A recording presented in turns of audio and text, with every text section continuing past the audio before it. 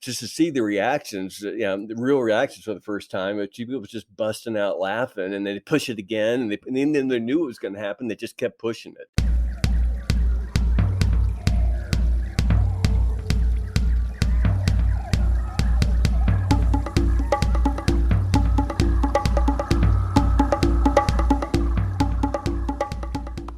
Take me to the river, and welcome back to the Wild Business Growth Podcast.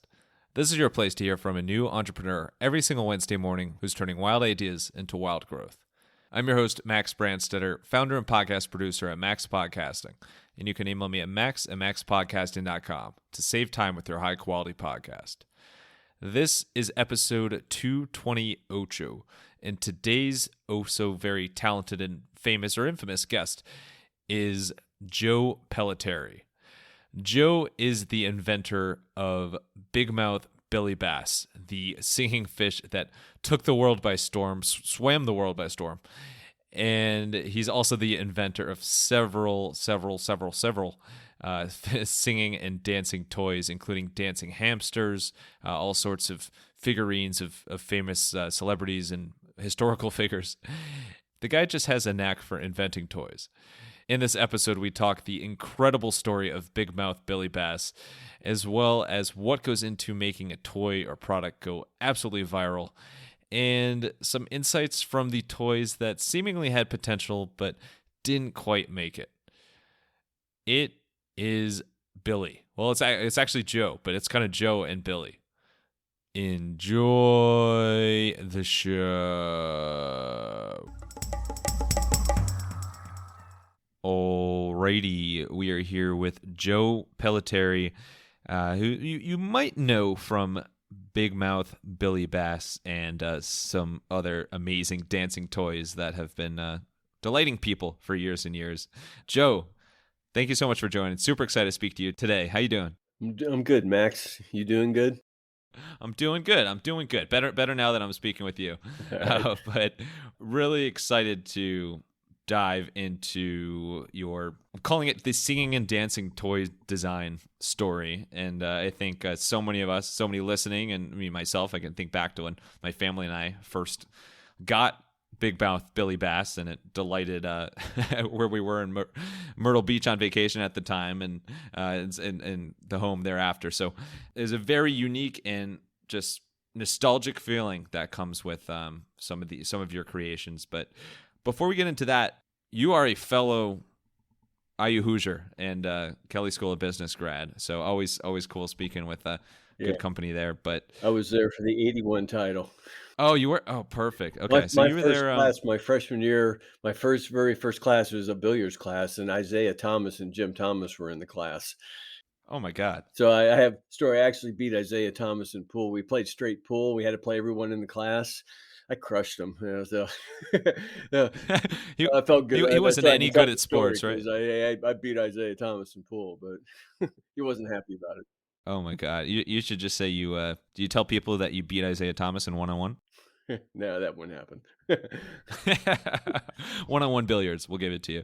But that's awesome. My parents were actually, I think they were both. Yeah, my parents were both there as well for the 81 title, which is just awesome. My dad will never stop talking about it, and I wouldn't either.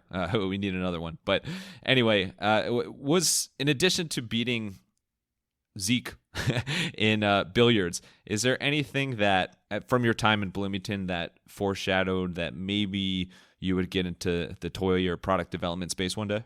I've got 2 finance degrees and a marketing degree. I was in a programs. I went 5 years straight through. I was substituting MBA classes for undergrad classes, and and I decided, like between my 4th and 5th year, that I didn't want to do anything in finance. I'm a very analytical person, but I'm also a creative person, and I wanted to do something that was creative, and I just didn't see myself, in the finance area.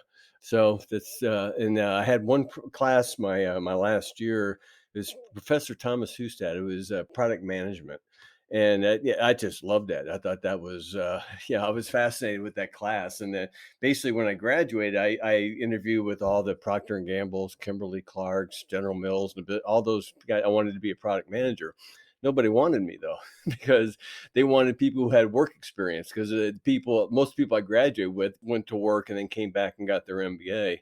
So those are the people that got hired for those jobs. So I went into retail and it worked out. It did. I would say so. I think you stumbled onto a couple popular things. You did something right.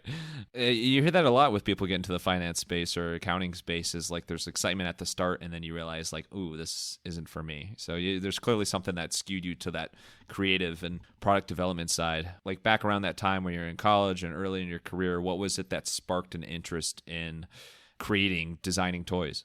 I'm not sure. I just wanted to do it. I remember when I was in high school, I actually I was played baseball. I stole like a temporary home plate. Feel bad about it now, but and I painted "Home Sweet Home" on it.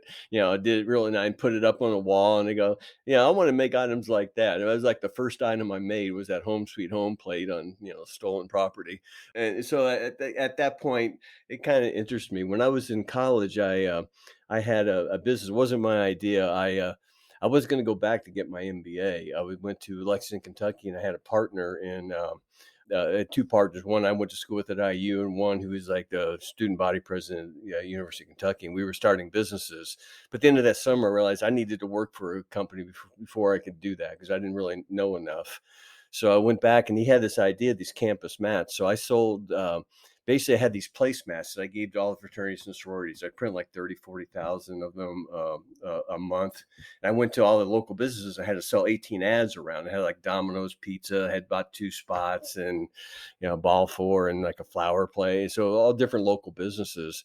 And I was just giving them to fraternities and sororities. And then I did like 3 mats each semester and sold the business when I left. And I liked the idea of being an entrepreneur and doing that. I never actually became an entrepreneur. I always worked for somebody, but it thought it made sense based on what I was trying to do.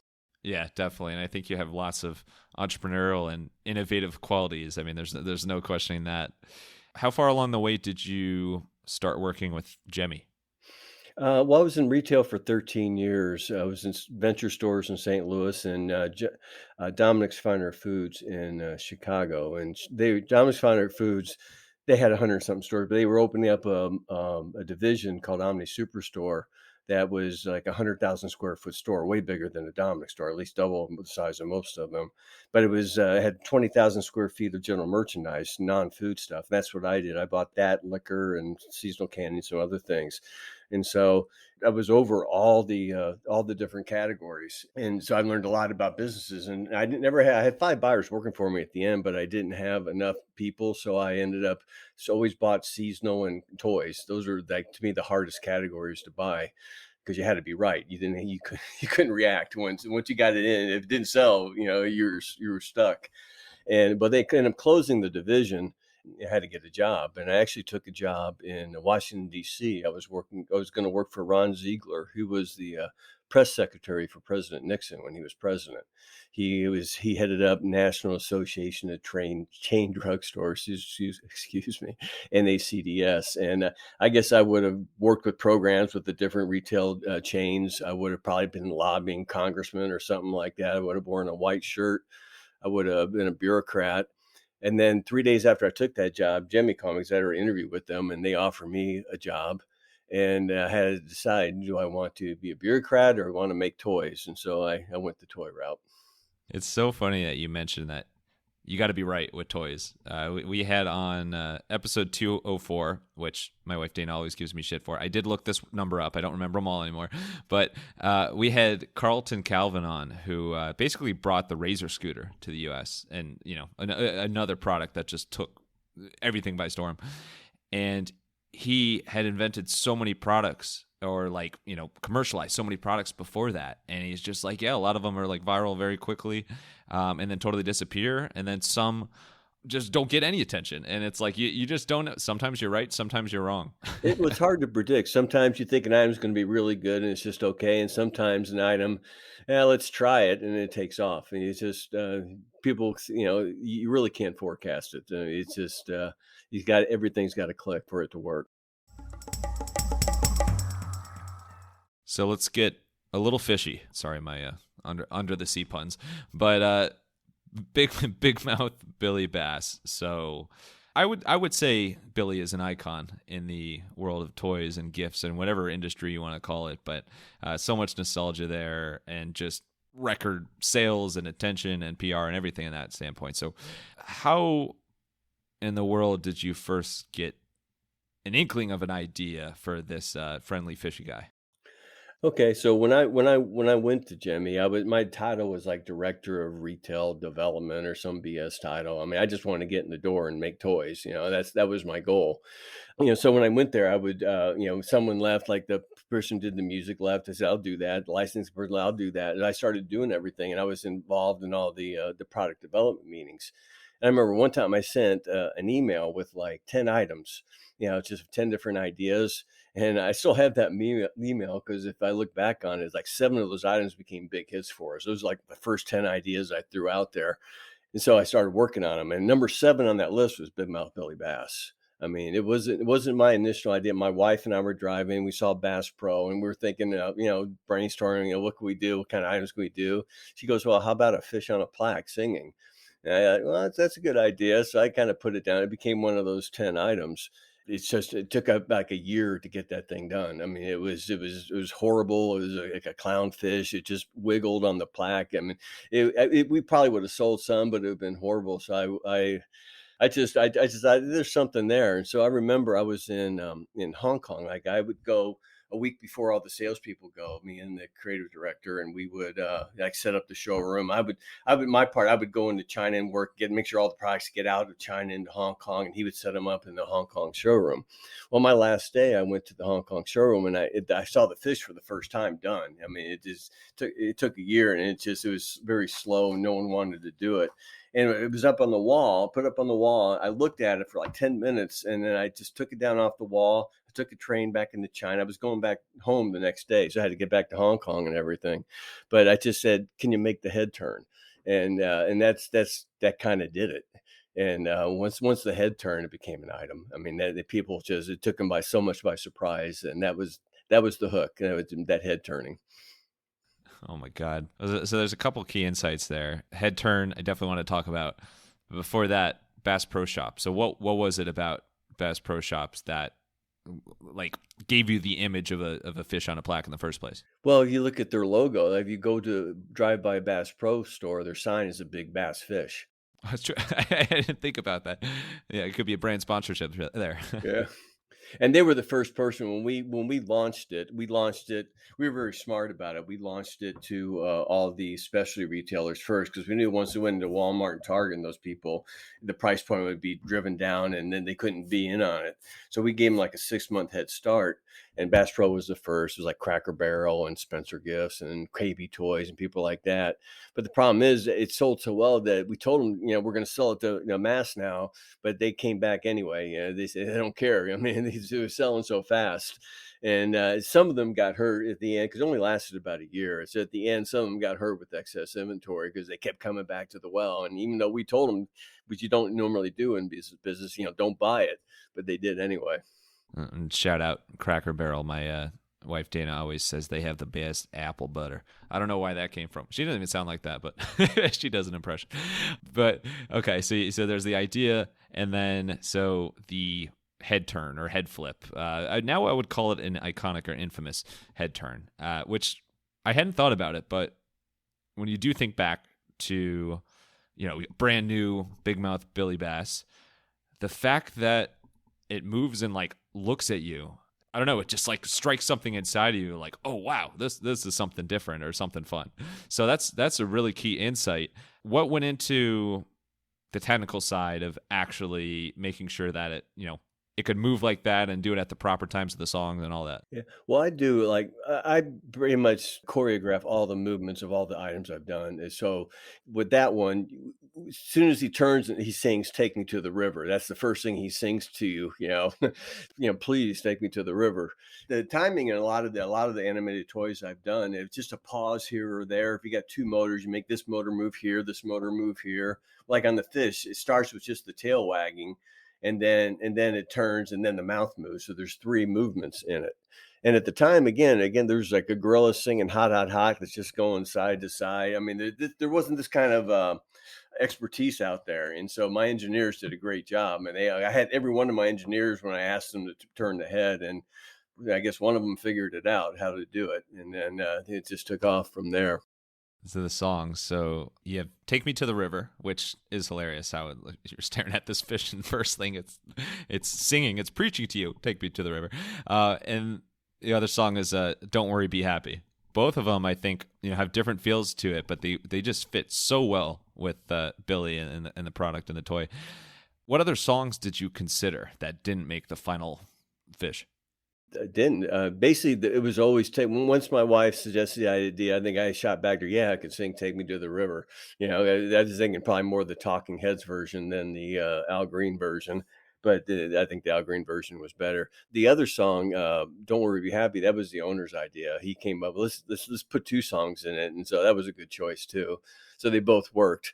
But then again, we did so many spin-offs. So after the bass, I mean, we had a catfish, we had a shark, we had shark with a Jaws theme, catfish. I can't remember. There's just a slew of songs. We had a lobster, sang a couple songs. So there's many songs after that in knockoff version. We knocked ourselves off basically. I'm imagining a lot of B-52's references with the lobster, rock lobster. Yeah, we couldn't get that song. They tried, they wouldn't give us the rights to it, so we couldn't use it. So I think I did John Fogerty's Sea Cruise, or and then there was another song in it too. I can't remember. What was the process for getting the licensees to, or licenses, however you pronounce that, to the two songs you actually used? Well, it's just you have to get the publishing rights. We always re-record everything. That's why when I took the lady quit and I took over the music, because then we couldn't use the master because that was another license. So if you use the master recording with Al Green's voice, then it's going to cost you twice as much or more. So we would just get the rights of the song put in there, and we've worked with publishers. I mean, Jimmy had already started that. Then I took over that process for the rest of my time at Jimmy and at the other companies too that I've been at, and you just know how to work with the publishers. I mean, if something's really big, you can offer more money to get a lower rate, or you can threaten that, if you don't give me this rate, I got these 5 other songs I can do. I'm just giving you first shot at it, type of thing. So there's different negotiating tools, but they weren't going to say no after it started selling. That's for sure. And we see that in the podcast world too. It's like music is an important part of podcasts and adds personality to it. And yes, if you want, you can, spend hundreds of thousands or millions or whatever it is to get like actual recordings from the big name artists. But it's far more feasible from the budget standpoint to use music that you can license at like a much lower cost that kind of resembles this style of music or things like that. But you got some really, really good versions for Billy. Yeah, I've got over the years, all the different we did like hip hop frogs and dancing hamsters, and there were hundreds of songs in these. And I mean, the frogs were a hip hop song. Those are really tough to get because there's like one writer. There's like 6, 7 writers on each song. And whoever's in the room and they wrote the song gets a writing credit. So you got to get all of them to agree. So we got a lot of top songs too. But the most important thing is this familiar people like the song, they know the song. The classics work, but you got to mix in new songs as well. So we did a good job over the years there of doing the old and the new songs depending on what we were putting it in. You mentioned, at a certain point it's time to start selling the thing. So I would love to dive into the world of Billy kind of taking over the world in terms of sales. What was the sales strategy when you and the company first started pitching Billy to different outlets? Well, there's no advertising. We didn't do any advertising. It's all word of mouth. It's all try me is a big part of everything that I've done. If basically the idea is to get them to push the button, get them to smile in like the first 5 to 7 seconds, then you got them. If you can get them to, you got to do it quick. You can't wait till like 20 seconds into the song to throw in the hook. You got to get it in early.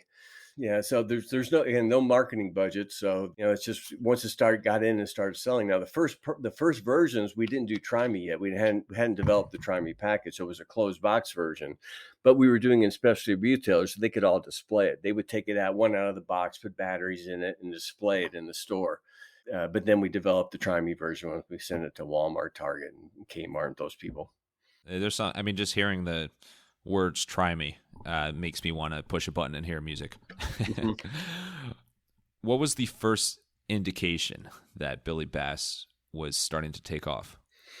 Before it ever sold in the store, I knew it was huge because I was over like all the sports stuff. So we did NFL and college and MLB and stuff. So we were at the Sporting Goods show in, I think it's Orlando. It was Orlando.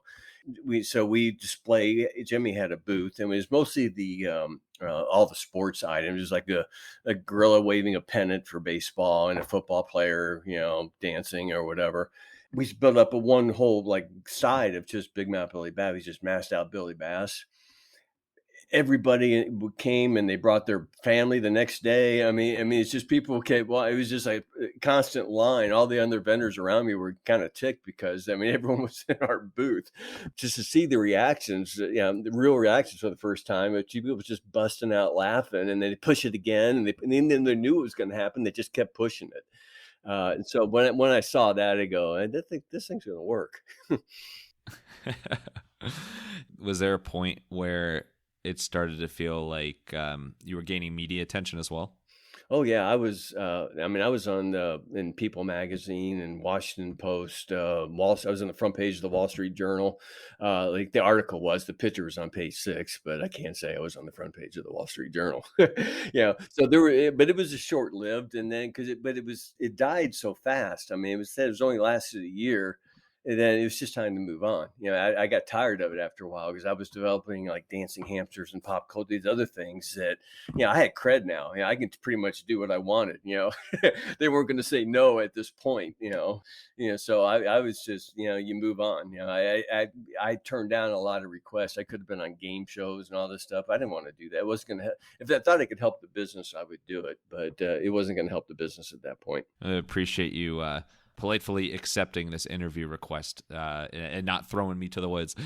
But that's the reality with viral toys and viral sensations is it's amazing and growing. But at a certain point, it comes to an end or starts to decrease. Or Well, the hotter an item gets, the quicker it dies. Usually, you like to sustain it a little bit. If it's something, it's a flash in the pan. Sometimes it doesn't make it very long.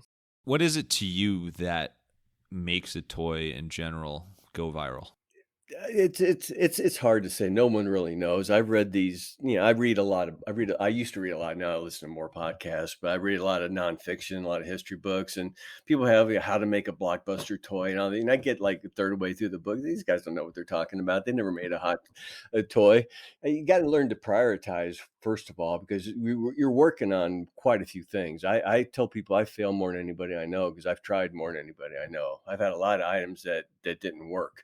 But the ones that did, you build on those. And he said, you got X amount of bandwidth. So you can't work on everything. You got to know when to, okay, I got to stop working on this because, I don't see it. But again, as I said before, it's a smile. If I can get people to laugh, but I developed items different than most of my competition. A lot of people start with the character. They'll start with the Santa Claus or a snowman and what we have them do, what we have them sing. That's the last thing I think about is the character. I think about, the mechanism, the movement, in the case of animated toys. And then the song that can go with it that matches the movement, and then you can try to find a character that does it. Like for the dancing hamsters, we sold a lot of dancing hamsters. We sell well over 100 styles. It lasted for quite a few years. We made it collectible, made it a series. It just did really well. Who doesn't love a dancing hamster? Didn't you have like a kung fu hamster as well? Yeah, that was the biggest one where it's spin the nunchucks. I didn't know I was going to do a hamster when I did that. I was challenged the engineer, said at that point all the plush was bigger. I wanted something small. I wanted the smallest piece of animation out there. Yeah, and I've come up with several different movements for it, and then we'll build a line with it. And I was told no so many times. I mean, these engineers, no, you can't do it, can't do it, can't do it. I go, wait a minute, if you can make this mouth move on this piece, you can make the shoulder move on this piece. And, I'm pretty persistent at times if I think I'm right. And so we did it. We decided to make it hamsters. And it worked. And then the kung fu was one of the mechanisms we did. We had the spinning nunchucks, and then we had them go, left, like it's boxing too. And that was a good item. Good items all around. And if you're interested in invention, entrepreneurship stories like this, and you also find yourself interested in podcasting, maybe you want to start a podcast one day, or you already have a podcast of your own or for your business, The Podcasting to the Max newsletter is for you. It is where podcasting meets entrepreneurship, and you can sign up at maxpodcasting.com/newsletter. You might even see Big Mouth Billy Bass making its way into the newsletter. You never know. You really just never know. Now, let's get to a bit more of the genius behind Joe's singing and dancing toy inventions. So that transitions swimmingly, pun intended. You have, as you mentioned, invented and been a big part in so many toys. Obviously, Billy Bass, you've got the dancing hamsters. Hip Hop Frogs is, I think, a new personal favorite. And didn't you had some figurine, was it Abbott and Costello you had as Yeah, I well? had a pop culture series, and that started. James Brown was the first in that series, and basically, we had this hip swinging module that someone else started it, but we had our own hip swinging module, and it was like a 12-inch piece with normal body configuration. And I had two engineers, Chinese engineers, that worked in the Dallas office, and I would meet with them a couple times a week. And I was sitting at their desks and say, I had the hip swing module, and there was this big skeleton head over on the right. And I said, well, put that skeleton head on it and show me. So they did. It was exaggerated. It was pretty cool. Go now, make the mouth move, okay, and now make the shoulders move. And all of a sudden, it was cool. And so James Brown's manager called me before this, and I said, no, I can't. I don't have anything for you. Sorry.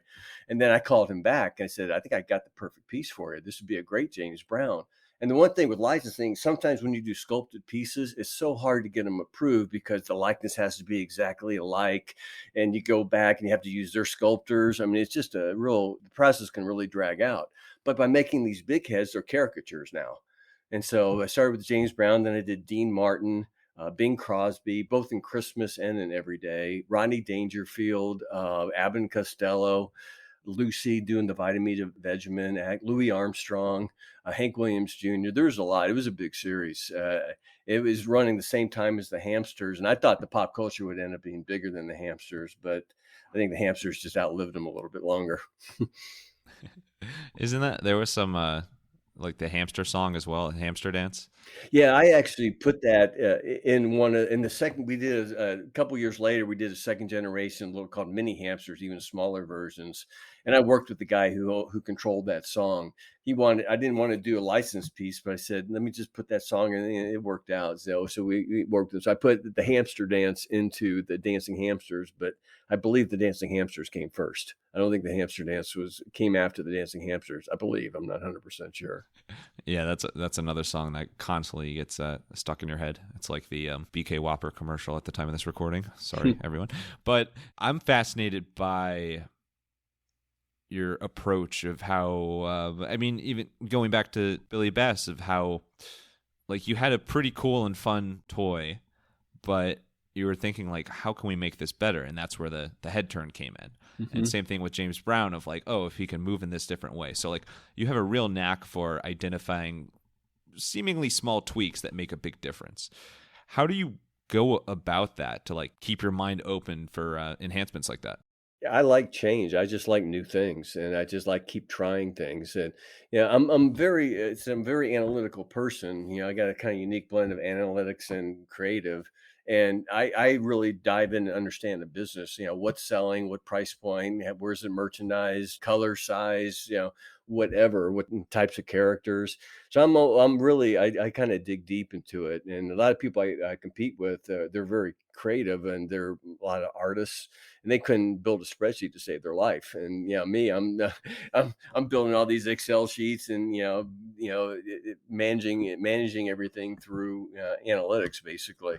And I think after time, I got a good memory, I guess, and I remember what's selling, and I just kind of build on what worked. Okay, if this worked, and then we can do this. But also, I spend a lot of time in stores. I like to go to department stores and specialty stores, not necessarily mass stores, and look at some of the new things that they're doing and say, well, that's great there, but what if we took it and did this, make it like half the price and made it move, or changed it this way?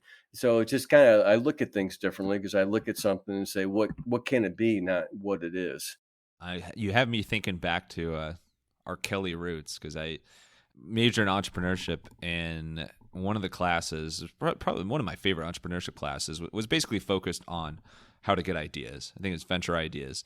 And our professor said, like, really early on, like, look, it's extremely hard to come up with a brand new idea. Like, damn near impossible to come up with a brand new idea. But if you can take existing ideas and put your own spin on it, or combine multiple ideas together, that's where the magic happens. And Hmm. that ties exactly back to what you're saying about going to different stores and saying, oh, if we could do that, we could do that. And you could build off of it. Yeah, and a lot of times it doesn't hit me right away. I mean, with the smartphone era, I just take a picture of everything. I'm taking a picture of something, and I'll just put it in a folder. And when I'm ready to do like the Halloween line or the Christmas line or develop toys, then I'll kind of pull out that folder and look at everything and think about it again, give it a second run through. And some of them, go, oh yeah, I like that. What did I like about that? And then just kind of build from there. So besides randomly going into stores and taking pictures of stuff, I'm not trying to paint you as a stalker. It just happened. Yeah. Now, um, I've had to apologize to people. I didn't take a picture of you. I took a picture of that item. There might be a customer right there. I didn't take one of you. in addition to that and exploring and kind of seeking after things that are new, what do you do in your free time that helps you stay creative and brainstorm? Well, one thing that has helped with my lines is music. I love music. I mean, all kinds of music, from old standards to hip hop to to whatever. I mean, I pretty much listen. I don't really listen to a lot of country, maybe some Texas country, but so except for, but I have done quite a few items with country music, because I still understand what the hits are and what I kind of like in those genres. So music is a big part. I'm a big history. I've done a lot of reading, a lot of history. I listen to a lot of podcasts like Dan Carlin and Patrick Wyman, and on different history eras, learning about the Greeks or dawn of man or the Middle Ages or whatever. And I always want to learn new things and try to then fit the pieces together. Okay, I don't know much about the late 1800s. Let me go listen to a couple podcasts or read a book on that. So learn about that, see how that fits into the two areas I do know. So I think history, loving history. I don't know if it helps me build it, but it keeps me sane. And also, I'm 61 years old and I still play full court basketball 3 times a week. And most of the guys are 30, 40 years younger than me, and I can still hang with them. So yeah, that keeps my competitive. So I'm a pretty competitive person, and I like to win. And if I can still go out there and score on somebody. It's I enjoy it. I'm getting on the next flight to Texas and playing basketball because I miss playing basketball. Actually, recently, at the time of this recording, we were down in Florida, in my wife's family's community, and there's a basketball court there. No one was on the court, and a ball was sitting there, so I picked it up and started shooting around and realized, man, I really miss playing basketball. The downside of not playing in years is that I think I was like 1 for 40 from the free throw line. So I got some work to do. But Yeah. Well, the thing is basketball, I just never stopped playing. So I would say I want to play to on 40. I got to 40, go, well, let's go to 50. And I had to 50, well, let's go to 60. And I don't think I can make it to 70, but I'm going to hang on as long as I can. So I can still get up and down the court. So it works. yeah, you could get it. You're dunking like Mac McClung out there. Let's switch gears a bit. This is a segment that is extremely unique to you, so we're going to try it out. But this is, I'm really fascinated just to hear about a few toys. They could be singing and dancing toys or just toys in general that you worked on that you thought would be a big hit and it didn't pan out for some reason. What happened to I tried? I had this item called the pig wigs, and they were pigs. I think they started plush, and I sculpted them, and they were soft PVC, so they were squishy, and they had different hats. And there was the technology where if you plug in the hat, it reads it and it tells you which hat that is. So if you put in a chef hat, it'll sing a certain song, or put in a cowboy hat, it'll sing a country song, or have different sayings and stuff like that. I thought it was pretty creative, and it didn't work. And there's others like that too. It's just you don't know. It's just that I was wrong on that one. They were called pigwigs. Pig wigs. What is it that you think didn't pan out for those?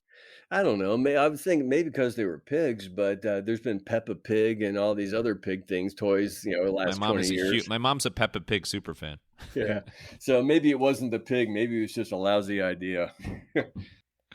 What are some other ideas that maybe had some potential or novelty that, for whatever reason, didn't go viral? Well, I did licensing, my whole time at Gemmy, for the most part. And, I always wanted to get the Elvis license. When I started, we had, Jimmy had a Elvis figurine that he had like a gold satin jacket and he was on a bass. He moved slow and it was a actual sculpt. Took him like years to get the sculpt right for Elvis to approve it, and so it didn't work. I mean, it was expensive, and so I wanted to make Elvis work. I'm an Elvis fan. My brother-in-law plays in an Elvis tribute band. I mean, the band that all the Elvis impersonators hire to play. So I know a lot about Elvis through him. I've watched This Is Elvis many times with him on his couch in St. Louis. At nighttime. But so I put a business plan together, and it was like the best business plan I ever put together. It was like I wanted to do hound dogs singing Elvis songs. They would sing the original version of the song. It would be Elvis's voice. I had like started out three different waves. It was like 1956 Elvis. I had three dogs from 1956. I had movie Elvis, like three dogs from there, and then there's another one I can't remember, but they looked great and they sounded great. They didn't sell, and why didn't these sell? I sold them into Walmart, I sold them into KB, I sold them into quite a few people, and they sold, but it was just okay. Thinking back after analyzing it after, why didn't they sell? I think it was probably because of the price point where I was selling the dancing hamsters for like under $10, the frogs under $10. These things because it had the Elvis license, it had the publishing rights to the song license, and it had the Elvis master recording license. It had three licenses on it. So something that probably should have been $9.99 to $12.99 was like $14.99. And I think the price point matters. You know. I think that's the harsh reality. If you can't sell Elvis, then yeah, it's not selling. Maybe with the more recent Elvis movie that came out, maybe there'll be a second life for Elvis toys like that. I'm realizing in hindsight now that this segment is like putting you through torture. So I appreciate you hanging in, going through the products that thought would work, but No, that's fine. I just can't remember. There's so many that didn't work. I have to think about it a little bit. what's the protocol for a toy that doesn't live up to expectations? Like, how quickly do you pull the plug on that? Well, you would know. We typically get sales data from retailers, so you would see the sell-throughs, and if you initially if it's not working, don't push it because you don't want. Sometimes you have to depending on the retailer, you don't have to give markdown money. There's other things in the negotiations too, but you don't want to push something that's not going to really take off. So when we had so many other things in the hopper, so okay, Elvis dogs don't work. Forget it. Let's move on to these three things. It sounds very. I mean, you said it at the beginning, like you're hoping that you make stuff that works and really takes off, and like it really needs to take off to be sustainable in this toy space. It sounds like a surprisingly high pressure job to be in the toy space. How do you handle the kind of do or die mentality there? You got to be right, or you got to cut bait when you know you're wrong, so you're not working on the wrong things. Appreciate the bait pun there, Oh yeah. Billy. That was nice. I develop like now I pretty much just do seasonal products. I have other divisions in my company that do the toy products, and so I'll develop. I'm working on Halloween and Christmas 2024, so I'll come up with over 200 items for each category, and a lot of them are brand new items. You said it's hard to develop a brand new item, but I've been doing it for so long. I have a knack for doing it because I've been doing it for a while, but not all of them are just brand spanking new. Some are just, okay, this is like a line refresh or a line extension of what we did before. Let's take this and now do this with it. So there's a reference for everything usually. And some of them are just off the wall, brand new things too. But in seasonal, you don't have a chance to reorder if something's great. If you put it in and it blows out right away, you don't have time because it's all coming from China. You don't have time to get it back into the stores. So you try to maximize it the next year. Well, the problem is by the time you get to next year, all your competition saw you had an item that really blew out in the stores and they're all knocking it off too. I get knocked off by so many. I've been in so many like trade fairs and stuff where I'll see my items. They'll take my exact item and they'll put a different base on it or something like that. Or I go to module factories. And it's funny, and they would modules is the animations, and they would show me all their items, new items, and go, I did that 10 years ago. I go, no, no, no, this is ours. This is brand new. Go, no, that's that's in the same song I put in it. I mean, this is pretty obvious. And so you just kind of roll with it. I mean, you can't do anything about it. None of the stuff I do is really patented. I mean, it's all, you just got to stay a step ahead of the competition. That's why you got to do something new the next year. If you do the same thing next year as you did last year, is going to do worse. You got to constantly move forward and try different things. If imitation is the greatest form of flattery, then you are like the most flattered person of all time. Yeah, I'm sure there's more. All right, let's wrap up with some rapid fire Q&A. Ready for it? Sure. All right, let's get wild. You have had some pretty cool pickups just in terms of pop culture and TVs, movies, entertainment world, and when it comes to Big Mouth Billy Bass. What is the one that like totally caught you off guard? You're like, is this real? Well, I think like with the bass, when President, all of a sudden President Bush is given one, or no, President Clinton gave it to Al Gore, and Queen Elizabeth on the front page, playing with the fish. It was pretty cool. That's making some headlines. Are you able to eat fish to this day? I've never been a big fish fan. I'm Catholic, and this is Lent, so I can't eat meat on Friday, and I dread Fridays. Oh man, that's great. Real irony there. And are you able to listen to those two famous or infamous songs to this day? Yeah, I do. I like Al Green. Al Green's got a song called "Rhymes" that I just played the other day. It's just such a great song, and I like that type of. I like that soul music. Yeah, so no, I have no problem with that. I made Al Green a lot of money. I tell you that he, he got big royalty checks from Big Mouth Billy Bass.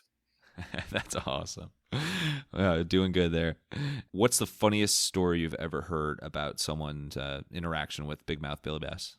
I don't really. I know there was a story where a burglar got caught because he activated the motion sensor in Billy, and then the people heard him in the basement or something like that or whatever. There's a lot. I don't know. It's over 20 years now since Billy was popular, so it starts to fade. I've moved on to other things, so I don't reminisce as much as other people do sometimes. And speaking of over 20 years, wish it was less, but the 81 national champion, Indiana Hoosiers, what's your favorite memory from the celebration of that championship? Not a lot because I was actually in Hell Week in my fraternity. I couldn't go out. So, I mean, but yeah, one of the guys actually snuck out. I wasn't brave enough to. I didn't want to, there wasn't like hazing or anything like that. But I mean, you didn't do it, and so we watched the game, but we didn't go out afterwards. Which is probably okay because my roommate ended up getting arrested and spent the night in jail for celebrating. So maybe it was a good thing I didn't go to that one. Oh my God, that is a legendary time to have Hell Week. I can't believe that. Yeah. Wow. All right. Well, at least you didn't end up in jail. You got a story to tell. Yeah, my dad always talks about there were people like climbing trees and all in the fountains, and that's where the fish got stolen too, right? Oh, did it? I didn't remember that. I think it was tied back to there's a whole legend of the fish in the Showalter Fountain getting stolen. But great times. Well, Joe, thank you so much. This has just been absolutely amazing and full of nostalgia and insight and fascinating and endlessly grateful for you and Billy and dancing hamsters and hip hop frogs and everything. So thanks so much for coming on. Where's the best place for someone to connect with you or learn more about you if they're interested? Yeah, well, I do. I have a YouTube channel. I've had several YouTube channels, like one for Dandy, one for occasions, and I have one just for me. It's just Joe P. But there's some music artist whose name is Joe P. And if you put in Joe P, you'll never find me. It's all his music videos and stuff. So if you just type in Jemmy Prototype or Occasions Prototype, and then you'll see some of them. And so I kind of talk about some of these items, kind of like the behind the scenes or the reason why we created them. I'll show some old videos that I have. and I'll show some old samples I have. I don't have a ton of samples, but I have some. And then I'm on Twitter too, but that's more for sports, Right. I'm with you. And so Jemmy is spelled with a G at the start. And actually, in prep for this interview, you sent me a really cool clip from the German show Galileo that has awesome coverage of you, and some actually you, and some kind of like an artistic rendition of you and your development.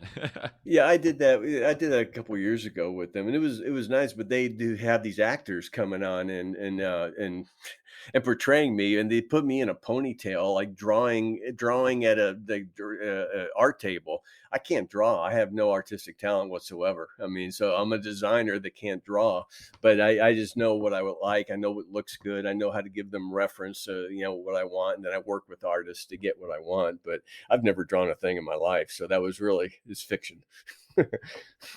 Obviously, something about you just screams, "Hey, I used to have a ponytail." Yeah. So it's all over YouTube now. But Joe, thanks again. Last thing, final thoughts. Stage is yours. Could be a quote, words to live by, just kind of words of advice, whatever you want. Send us home here. I don't know. I remember I had a product development class, product management class in at Indiana. Professor Thomas Hustad. I really liked it. He had one quote there. He always put up on the overhead projector. It was, "Never try to teach a pig to sing. It wastes your time and it annoys the pig." And I've used that quote a lot over the years. I thought that was a pretty good quote. Maybe that's why pigwigs didn't Yeah, work out when I came down to it. probably why I did the pigwigs in the first place. So he steered me wrong. We got singing pigs, singing fish. Joe going coast to coast for the game-winning layup or slam dunk. Joe, thank you so much for coming on the podcast, sharing the incredible big mouth belly bass story, your toy inventing journey. And thank you, wild listeners, for tuning in to another episode. If you want to hear more wild stories like this one, make sure to follow the Wild Business Growth Podcast on your favorite app and tell a friend about the podcast. And then sing the famous songs of Big Mouth Billy Bass with them. And, just don't worry about it. Be happy and take them to the river. You can also find us on Good Pods. And for any help with podcast production, you can learn more at maxpodcasting.com. And sign up for the Podcasting to the Max newsletter at maxpodcasting.com/newsletter. Until next time, let your business run wild. Bring on the bongos!